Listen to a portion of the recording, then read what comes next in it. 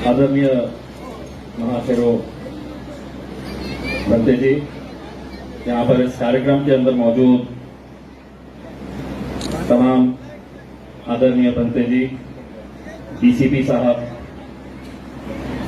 गंगाधर गाड़े साहब की मिसेस प्रांतोष वाघमारे, कुणाल खरात, मैं एक बात कहना चाहता हूं, ये जो पैसा मैंने लिया है ये मेरा पैसा नहीं है, ये आप ही लोगों का पैसा है।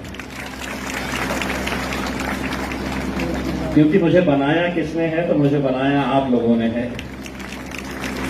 मैं अगर खासदार बना हूं तो आप लोगों की कृपा से बना हूं, आप लोगों के साथ की वजह से बना हूं। और मुझे याद है कि पिछले साल जब इसी कार्यक्रम के अंदर में जब मैं आया था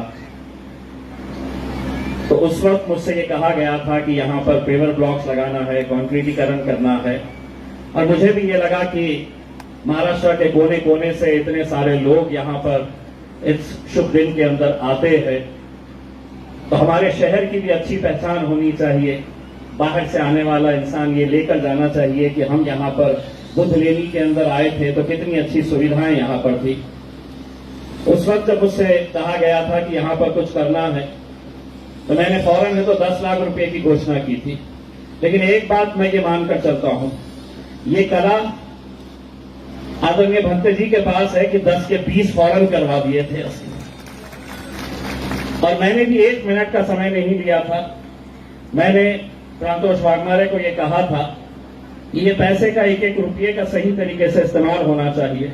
और आज मुझे खुशी है जब मैं ये बोर्ड देख रहा हूं जिसके ऊपर मेरा नाम है, उस बोर्ड से ज्यादा मुझे खुशी इस वजह से हो रही है कि भंते जी ने मुझसे कहा कि कई जगह के ऊपर पीछे लोगों ने चटाई तक नहीं बिछाए है क्योंकि इतने अच्छे पेवर ब्लॉक्स यहाँ पर लगे हुए हैं। ऐसा नहीं है कि ये पूरा काम हो चुका है। मैं भी मानता हूं कि इस जगह का एक पवित्र स्थान है ये, और यहाँ पर और भी विकास करने की जरूरत है। मैं आदरणीय भंते जी को ये बताना चाहूंगा कि सिर्फ बुद्ध लेनी के लिए नहीं, अभी फिलहाल आज के पीरियड के अंदर 6 बुद्ध विहार बनाने का काम मैंने हाथ में लिया हूं पूरे जिले के अंदर, और वो काम भी जारी है। मैं सरकार के अंदर तो हूं नहीं, मुझे रुकावटें कितनी पैदा की जाती है ये भी आज आप अच्छी तरह से जानते हैं। लेकिन यही आशीर्वाद है जिस आशीर्वाद की ताकत की वजह से मैं लड़ता हूं और पैसा लेकर आता हूं और आप लोगों के ऊपर खर्च करता हूं। मैं बहुत बहुत बधाई देना चाहता हूं। यकीनन आदरणीय भंते जी ने जो बात कही है, एक सामाजिक, एक धार्मिक कार्य के लिए आज जो ये बदलाव यहां पर देख रहे हैं ये रातों रात नहीं हुआ है। कितनी मेहनत और कितनी कष्ट लगे होंगे। बिल्कुल सही बात उन्होंने कही थी कि जब पहले 100 रुपया लेना पड़ता था किसी से तो वो 100 मरतबा बुलाता था, तब जाकर 100 रुपये देता था। लेकिन जब लोगों को ये विश्वास हुआ कि नहीं, ये काम ईमानदारी के साथ होता है, धर्म का काम हो रहा है, समाज का काम हो रहा है, तो अब भंते जी को जाना नहीं पड़ता है। वो आदेश देते हैं और आदेश देने से पहले ही उनके पास पैसा पहुंच जाता है। मुझे भी आदेश दिया गया है कि यहाँ पर और कुछ काम बचा हुआ है। लेकिन भंते जी, मेरी दिक्कत यह है कि अब वक्त आ गया है, 5 साल का खासदार होता है, 4.5 साल तो यूं ही निकल गए हैं, आखिरी के 4-5 साल बचे, 4-5 महीने बचे हुए हैं।